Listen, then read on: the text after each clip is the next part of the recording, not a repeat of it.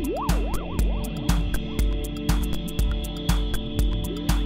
better part of a man is soon plowed into the soil for compost by a seeming fate. Bienvenue dans ce nouvel épisode du podcast Bookalicious à la rencontre des nominés de l'édition 2025 de l'EUPL, Prix de littérature de l'Union européenne. Aujourd'hui, nous parlerons de poésie et de traduction avec Mihaela Sumic.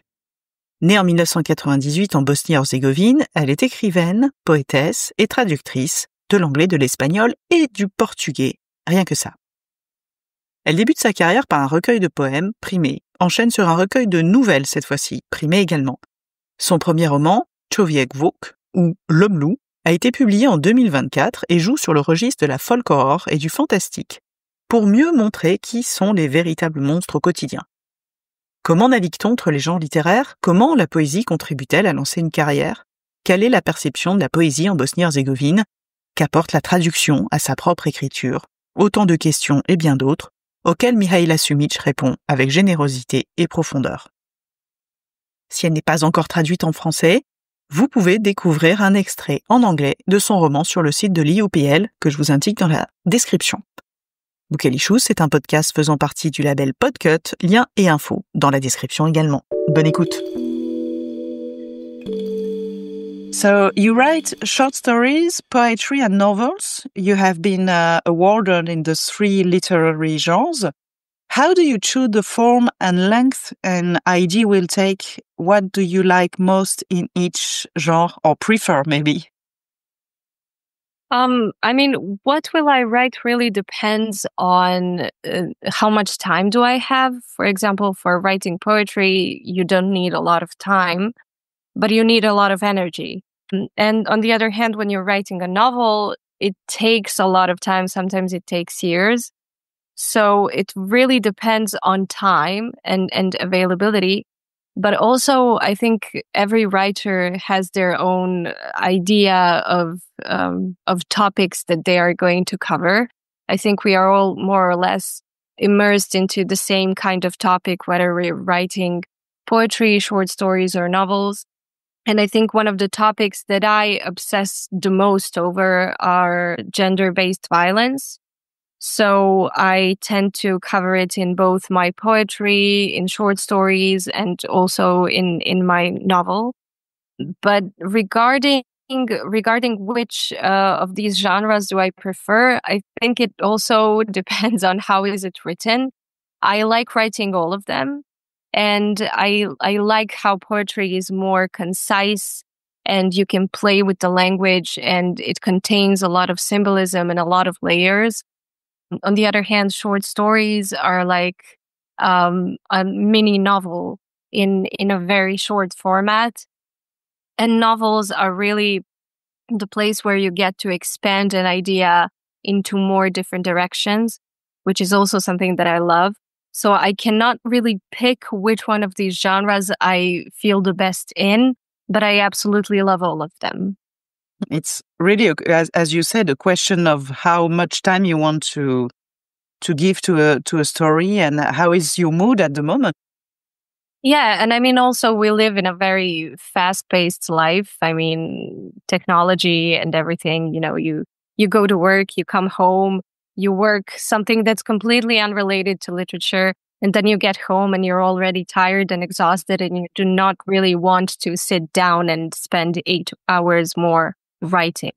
So I think it really depends on how is your everyday life set up, what kind of obligations you have throughout your day.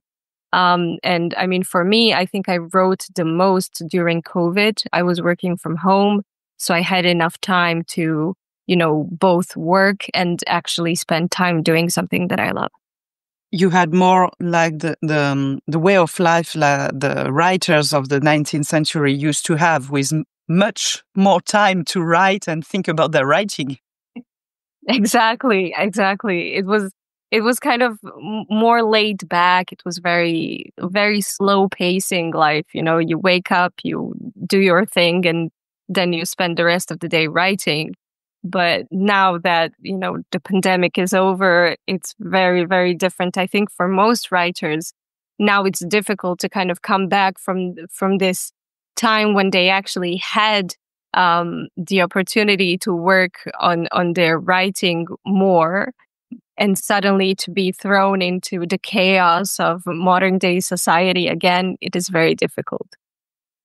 And how is poetry perceived in Bosnia and Herzegovina? Are there many poets? Is it a living and dynamic scene? Are the poets acclaimed, or is it more confidential and a little bit more underground? I mean, poetry was unpopular for a long time. I think this is not just the case with Bosnia. I think it's a global thing. You know, people preferred reading novels, and even short stories were a bit unpopular, but still more popular than poetry. And I think that changed in the last 10 years, especially because of social media and internet, which we already talked about, the fast-pacing life. And I think the poetry, because it is in such a short format, it's actually more suitable for internet publications, for social media posts. You know, you can write something very short and then share it across social media, and everyone's going to have access to it. So I think that's what popularized poetry in the last 10 years. So the same cases with Bosnia. I mean, right now we have a lot more poets than novelists, which is very, very different from, for example, 10 years ago, where I think most countries had more novelists than poets. On the other hand, I'm happy that this is happening, because I think poetry is, as they say, the most sacred form of expression. So I'm glad that it's becoming more popular now, and that we have a lot more quality poets in the last few years.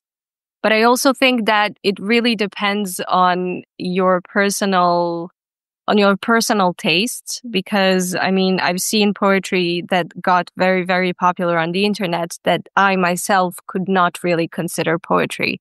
So I think it really depends on what are your tastes like, and how educated you are, how much actual poetry you've spent reading and writing in your life, so that you can actually determine what has artistic value and what not. Yes, it's still a question of taste and personal appreciation, even if there are many more, which is quite dynamic. More doesn't necessarily means good, of course. Yeah, definitely. I mean, as I already said, I'm happy that poetry became so popular, because I think that it will encourage very, very talented poets to begin publishing, and to kind of, you know, reach a broader audience. On the other hand, I think that, you know, we really need to set some standard onto what we call poetry nowadays and what we don't. And your first published book, as far as I have seen on the EUPL site, was a poetry collection. And was it something like a fire starter to your writing career, or you've been awarded, or was it still a little bit underground at this moment and it became more popular after? I think with my first book, the main issue with it was that it was published literally 1 month before the pandemic. So it was published in February 2020, I'm sorry. And it kind of, it lost this chance to actually be available to more people, because we were all enclosed and couldn't really spend time going to bookshops and buying and having book promotions. So unfortunately, that did not help, but receiving the award later on did help me in a way that, you know, more critics were at least aware of the book. So they began writing their own reviews, and then it kind of reached the audience later. Okay, so it was quite long in time to reach the audience because of the COVID, not because of the style itself or the genre itself. Yeah. It unfortunately, it was more, fortunately, maybe it was just the circumstances that didn't really help the book to reach a wider audience at the time. But I'm happy that now, for example, I still meet readers who found the book only a year ago or something. So I'm happy about it. And finally, it's a long life book. Yeah, I think that's very encouraging for me as a writer. More or less whenever you publish a book and, shortly after everybody's talking about it because it's a new book. But, sometimes once you spend some time, away from the whole thing, once more time passes and somebody reaches you out and says, "Oh, hey, I read your book and I loved it." And that's when you begin understanding that what you did was actually valuable and good.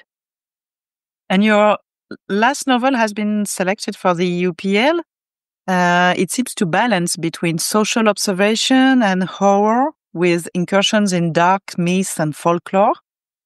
How did you work to structure the story and navigate between the ambiences to find the right balance? So the central story of the book or else the main plot of the book, was actually based on a true story, a true crime case, actually, of a 9-year-old girl who got murdered by someone very close to her. And she spent most of her short life fearing the wolfman and telling her family members that she's afraid of the wolfman. And they kind of ignored it and thought it was just a childish fantasy. But for that girl, the wolfman represented something much, much worse. And I remember seeing that case and reading about it and realizing that, it is very applicable to my country and the things that are happening right now in Bosnia as well. So to me, those two genres, horror and social commentary, were already mixed together with that case alone. So I did not have to invent something or make up a genre or mix genres when the original case was already having all of that. On the other hand, I realized that, for example, having this approach of magical realism, from that perspective, writing from the perspective of magical realism, helped me kind of navigate the story easier. Because many parts of the novel are actually true stories and true cases that happened in Bosnia. And I felt like if I wrote from a perspective of realism, it would just seem crazy and unbelievable, even though it is the truth. And then when I approached the text from the perspective of magical realism, that's what helped me kind of navigate the story easier and give it this, perhaps, I don't know how to say that. Oh God. To give it space to kind of develop on its own, without actually working a lot on insisting that all aspects of the true case have to be represented in the novel. It gave you actually quite a certain freedom in your approach of the case. Yes, it definitely gave me freedom, and it gave me a chance to develop the characters outside of the Bosnian perspective. Because if I stayed within the Bosnian local perspective, it just seemed very, very over the top. Even though reality is exactly like that. It would seem a little bit caricatural, for example. But I think that with the magical realism and sort of transferring the story into this imaginary land in Latin America, I managed to open more directions for character development and for story development. And in the case of this novel, did your poetic writing feed this fictional writing, especially as you choose to write magical realism, or is it distinct when you write poetry or novels? I thought that it was different. I thought that I had a completely different approach when writing poetry and when writing fiction. And then what happened is that when I actually published my collection of short stories, I received the first book reviews from critics, and I began reading them. And one of the critics said that they've never read short stories that are so poetic.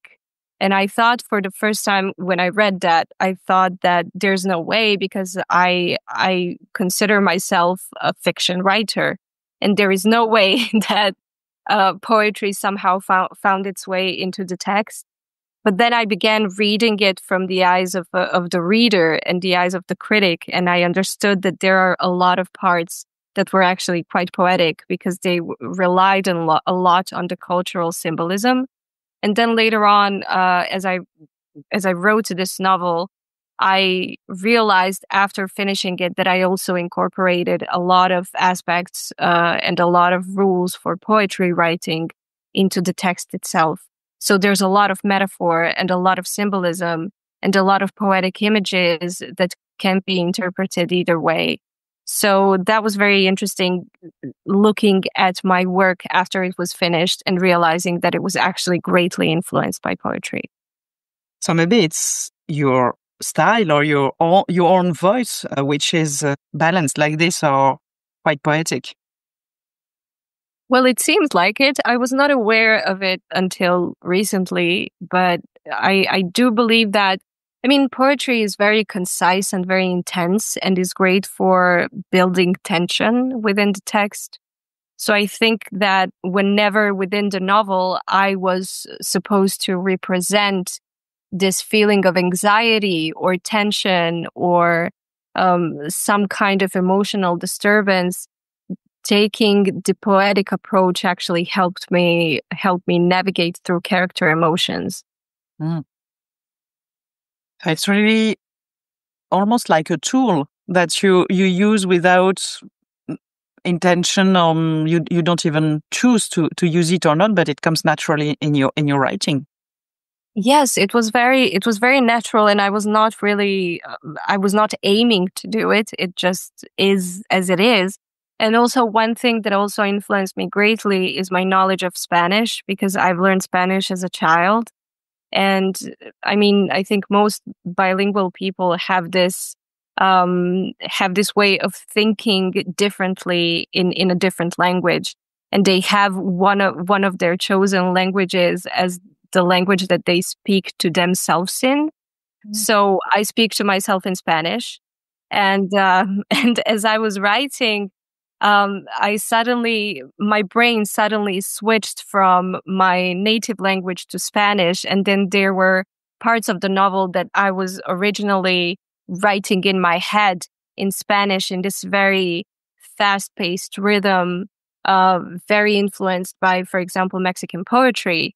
And I wrote that, and then later on realized that I was actually translating in my own head. You said you learned Spanish because, I precise, you are a translator from Spanish, English, and Portuguese. So translation and thinking in other languages feeds your writing and your creativity. It's not distinct in your head, actually. Well, it definitely is not. I think I was asked a similar question several years ago after the second book that I translated was published. And they asked me, what kind of approach do you have when you're writing and when you're translating? And that's when I realized that translators are actually the chameleons of the writing world. As a translator, you are kind of like the second author of the book. You have to immerse yourself into the text so deeply that you begin thinking like the author and thereby writing like the author. And it's a very interesting job. It's very interesting to do it. It takes time, but it definitely later on, if you're a writer, it does influence you in that sense that you can really understand different points of view of different characters, and you can navigate easier the inner voices of the characters if you have already translated dialogues from a different language. Because if you know more than one language, it's very fun to kind of apply this to your text, where you are, where the characters are, for example, communicating in one language, but are actually using phrases from a completely different language. So I found that very, very fun to do. So translation is almost like a training for writing, or a warm-up that you practice when you are not writing. Well, for me, definitely. I remember when I translated one of the poems from Juan Bañuelos, who is a Mexican poet, I remember I translated that, and then 20 minutes later, I found myself at my desk writing something inspired by him. Because I think, especially for me at least, literature in Spanish language is so intense. The language is so intense and so passionate that after spending so much time translating it, you cannot leave without being inspired and wanting to write something on your own. So your inspiration, do they mainly come from, as you quoted, some Spanish or Mexican poets or writers, or which are there? Are there some European writers, American one? Which are your inspirations?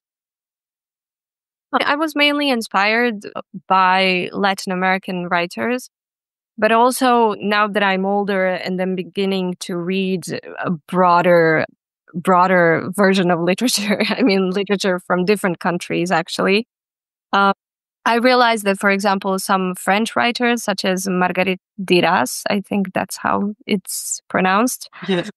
Yeah, she's also very, very passionate in language, which is something that I absolutely love. And I love how concise she is. She's not overcomplicating the text, but she's still very intensely passionate, which is something that I absolutely love. There are also some writers from Bosnia, Serbia, and Croatia, especially from 20th century. I was very influenced by Miroslav Krleža, who is a Croatian writer, or a Yugoslav writer of Croatian descent. I think his language is not so passionate, but it is very aristocratic, more or less. He really has this elitist approach to language, and I love that. So I think it really depends, but I think all of the writers that I've read so far have influenced me in a way, and these are just some that came on top of my head that I really enjoyed reading. And what led you first to translation? How did you decide to become a translator and a writer? Oh God, I think that both these things actually came to me when I was a child. I mean, I began writing poetry when I was 6 years old because I loved reading and I wanted to replicate everything that I was reading. And of course, it was not good poetry. I was 6. But when I began translating, it was actually at the age of 13 or 14, because I loved listening to Mexican traditional music and my friends didn't understand the thing. And then they asked me, to translate the song lyrics to them so that they could understand what I'm listening to and why am I so obsessed with it and why I love it so much. And after I translated those song lyrics to them, they told me that those songs were brilliant and they began listening to them themselves. So I think that that's the first time that I realized how beautiful it is to know more than one language, because then you can kind of share things that you love and things that have artistic value with other people, and they will appreciate it. So when I first began translating serious works like poetry and later on Fernanda Melchor's novels, I was really encouraged by that feeling of being able to share something that's really, really good with other people.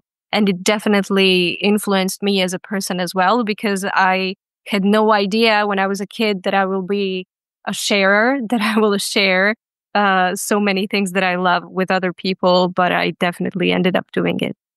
That's a pretty nice goal in life, actually. Yeah. Educating people on good art. Yes, and sharing what you like and what you discover with people who can't access directly the text or the voices. Yeah, it's really, I mean, I feel like I'm kind of the tool for this kind of art to reach more people. So I'm happy that I'm part of that. And you have been shortlisted in the EUPL selection this year. What does this selection represent for you, and what did it bring in terms of translation or meetings or anything in this of this kind? I mean, when I learned that I was nominated, I was really, really happy and really surprised because I was not expecting it at all, especially because this is my first novel. But then later on, as the whole process began and I began talking to people from EUPL organization, I realized how serious of an organization it is and how important it is to have it.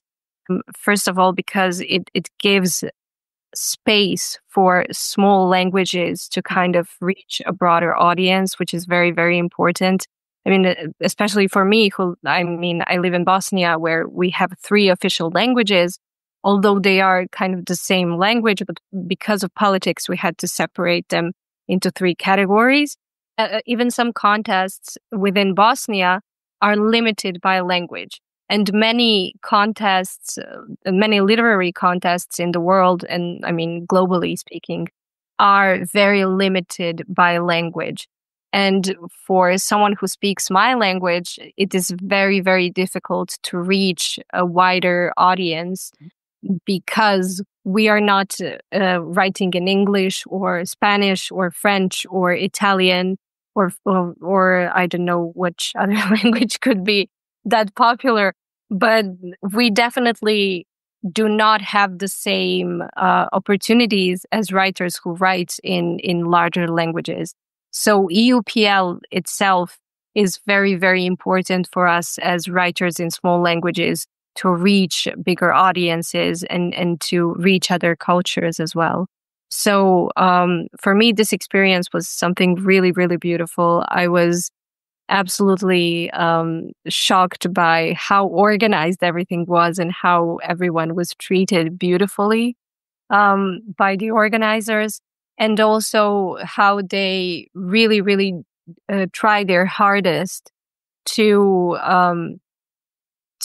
open more opportunities for writers, regardless of how they represented in the contest, whether they won or were just candidates. EUPL treats them more or less equally, and that is beautiful. So it's a nice way to end our chat, and thank you very much for your time. And I hope to read you soon in French.